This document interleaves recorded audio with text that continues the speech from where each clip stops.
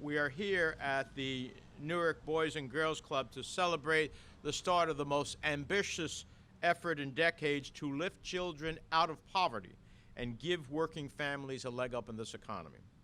Last week, the enhanced child tax credits we expanded and made monthly in the American Rescue Plan began hitting the bank accounts of parents nationwide, including those of more than 1.5 million children here in New Jersey. Today, you'll hear firsthand from New Jersey parents about what these payments will mean for their families. I want to thank all for taking time out of their busy schedules.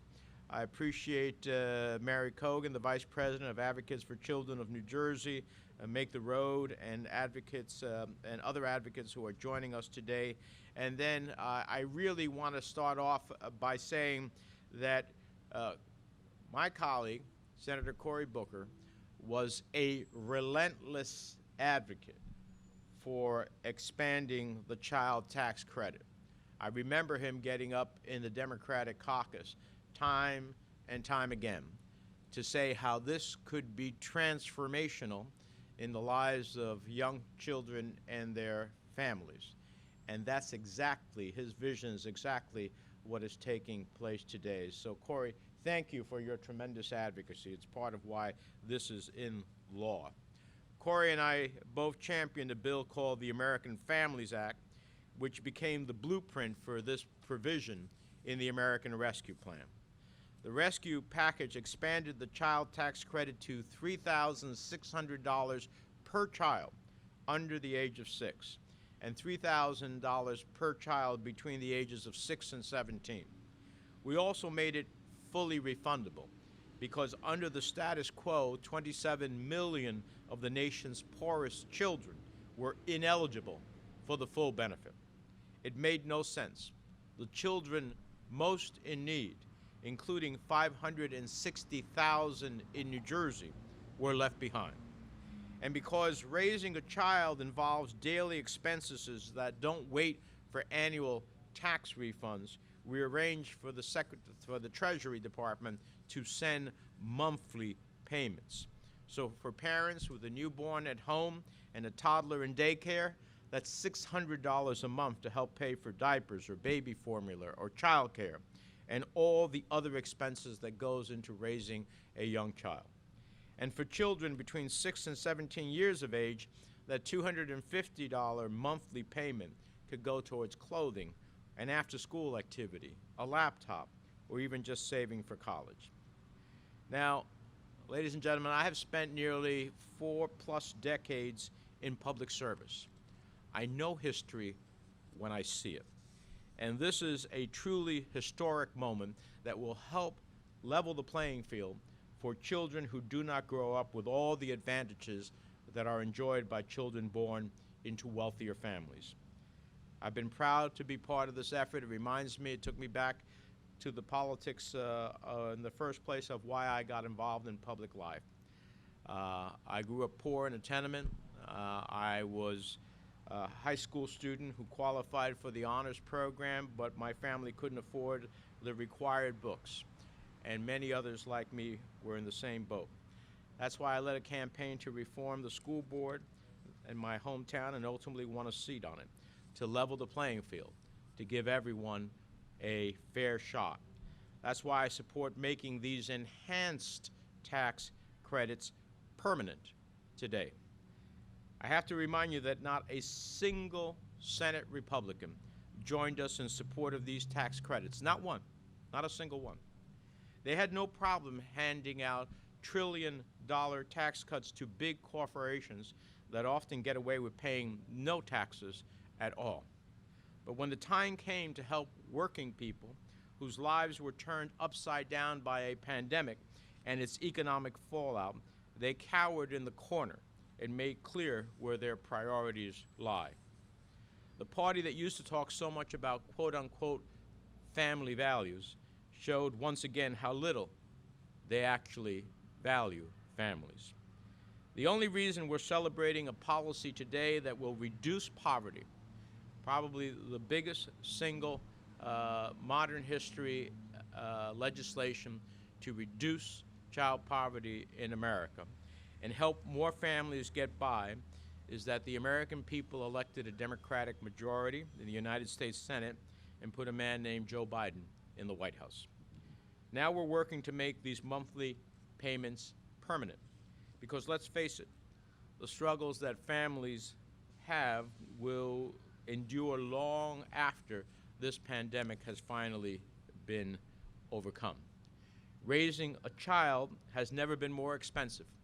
Consider a family of 4 earning the median income in New Jersey of about $80,000. They will spend between $12,000 and $13,000 on each child every year, according to the USDA data. That's nearly a third of their income. For decades now, wages have failed to keep up with soaring child care, health care, housing, and education costs. And for too long, America has been home to some of the highest child poverty rates in the entire industrialized world. Even here in New Jersey, consistently ranked, excuse me, even here in New Jersey, consistently ranked the best place in America to raise a child, more than 377,000 children either live in poverty or close to it. I should note that the federal poverty level is for a family of 4 makes just basically under $26,000 a year. But in high-cost states like New Jersey, research suggests a family of 4 needs at least $48,000 just to get by. Excuse me.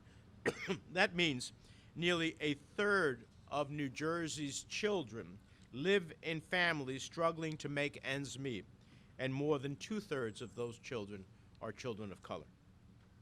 As a son of immigrants who came to this country with nothing, the fact that I could go from a tenement in Union City to the United States Senate is a testament to the American dream. But today, an American child born into the bottom 20% of income has just a 7.5% chance, of making it into the top 20%. And for children of color, that's even lower. We cannot sit by while the American dream turns into an American myth, because there's a big difference between a dream and a myth. You can work towards a dream, but you can't work towards a myth. Some may say we cannot afford to lift more children out of poverty. I say we cannot afford not to.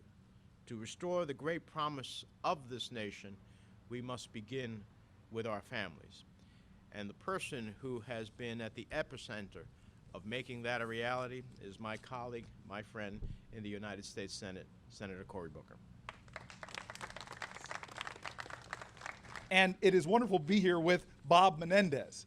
Folk know that he is our senior senator, but Bob and I have been partners now for going on, this October will be 8 years of him and I working together. We have been able to accomplish a lot for our state for very difficult days. We got there as a partnership. I got to join him in the aftermath of Hurricane Sandy, and we were able to bring hundreds of millions of dollars back to help families from Newark to Ocean County, all over this state. Bob serves on committees. He and I complement each other. Bob has helped deliver and lead incredible monies for affordable housing that helped me, when I was mayor, build projects that support quality housing complexes all over the city of Newark. Bob and I have done a lot of things together. Money for our public schools that I am so proud of. We've done a lot of things together in the pandemic to make sure our hospitals have the resources they need, from the PPE to the ventilators, to help our communities. But there is nothing that he and I have done as your partners in the United States Senate that will perhaps have as great of an impact as what we are talking about here right now. There are young people behind me. God created them with an incredible genius, with their own particular capacity to achieve their dreams. But we know that every great child, every great mind needs nurturing soil in which to live. But unfortunately, all over our state, the anxiety that families face is growing higher. Middle-class wages for a generation have been stagnant. Our country's costs have been going up, and more families are struggling to make ends meet, finding themselves with more month at the end of their money than money at the end of their month. I hear it all over the place. Parents having to make difficult decisions just to get the money to afford to buy a pair of cleats so their kid can play football. Can I get an amen? Amen? We are at a point now where parents are having to rob Peter to pay Paul. And what is stunning, in the wealthiest nation in the world, we actually have the highest child poverty rates. We're fourth from the last of the 36 richest nations. All of our competitor peer nations have something called a child allowance, where parents are struggling. They know you support the parents, you support the family, the children thrive. Every other competitive nation has paid family leave. Every other competitive nation has affordable child care. But here in America, we put stress and strain and anxiety on parents. And worse, we already know from the scientists who look at children's brains, children who grow up in that kind of anxiety constantly, it inhibits their development. Don't tell me you love your children, but then support policies that rob them of their genius. And so Bob and I fought over past years and watched, as Senator Menendez said, we just passed 4 years ago a $2 trillion tax cut where over 65% of the benefits went to the top 5% richest people in America. While child poverty in this country got worse. And so as soon as we elected a new president, and a little nod to Georgia and got Ossoff and Warnock elected and had a majority in the Senate, and my friend Bob Menendez went from being a ranking member to a chairman in the Senate, he and I went to work and said, if there's anything we can do in all these big tax plans, all these big recovery plans, let's center children and families first in that. And it's going to be expensive, but there is no better investment than you can make in America than investing in children. And that's not rhetoric, that's actually fact. Every dollar you spend in America raising a child above the poverty line, no exaggeration, returns $7 to our economy. Because children above the poverty line don't go to the hospital as much, don't have run-ins with the police as much. They nurture their brains and they have higher lifetime earnings, which returns more tax dollars to the United States of America. And so of all the things Senator Menendez and I have done in the Congress for the state of New Jersey, this is epic. It is historic. It'll be the greatest cut in child poverty in the state of New Jersey in the history of our government. It'll cut it by half, lifting children and families out of economic anxiety. As Bob said, if you are a parent with 3 young kids, that is a check for $900 a month. And that's not going to go to bonbons and cable. That's going to go to diapers, healthy food, a laptop for the home, maybe giving their child an experience to go to the beach and the shore down south. The numbers, as Senator Menendez said, are stunning. This child tax credit will bring into the New Jersey economy over $250 million. Let me be exact, $373 million more dollars going into the pockets of families who will use them. And guess what will happen to our overall economy with this investment in New Jersey? You invest $373 million, our local businesses will do better. More jobs are going to be created. The average payment in New Jersey is going to be, for every household, is $394. Between 80 and 90% of New Jersey families will benefit from this. We have over 1.5 million children who are going to be benefited from this program.